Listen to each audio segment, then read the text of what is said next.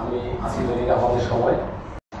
আসসালাতু ওয়াসসালামু আলাইকা ইয়া সাইয়্যিদুল মুরসালিন ওয়া আলা আলিহি ওয়া সাহবিহি আজমাইন।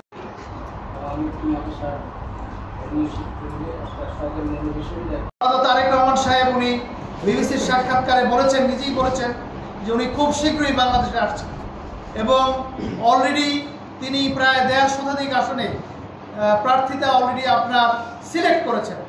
বাকি যে 150 বা 150 কম যে আসন রয়েছে সেই আসনেও প্রার্থী বাছাইয়ের কাজ চলছে। আপনারা অলরেডি মিডিয়া দেখেছেন যে বিভিন্ন প্রার্থীদের আপনার সাক্ষাৎকার গ্রহণ করা হচ্ছে এবং আমাদের বরিশাল বিভাগের দায়িত্বে রয়েছেন বাংলাদেশ জাতীয়তাবাদী দলের স্থায়ী কমিটির সম্মানিত সদস্য জনাব ডাক্তার জাহিদ সাহেব।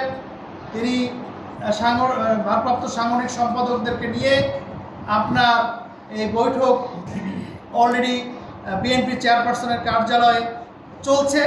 ইনশাআল্লাহ আমরা শীঘ্রই আমাদের বিএনপিকে এই ধানের শীষ প্রতীক নিয়ে নির্বাচন করবেন, আমরা সেটা খুব শীঘ্রই জানতে পারব।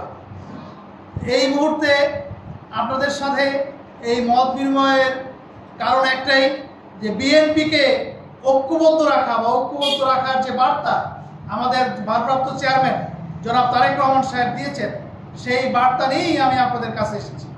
এবং আপনারা জানেন যে বিএনপির ভারপ্রাপ্ত চেয়ারম্যান উনি 13 জুলাই 2023 তারিখে যে 31 দফা ঘোষণা করেছিলেন জাতির সামনে যে ভবিষ্যতে বিএনপি জনগণের ভোটে ক্ষমতায় আসলে এই 31 দফা মাধ্যমে দেশের এবং জনগণের যে উন্নয়ন, যে কল্যাণ, সেই কর্মসূচি উনি বাস্তবায়ন করবেন।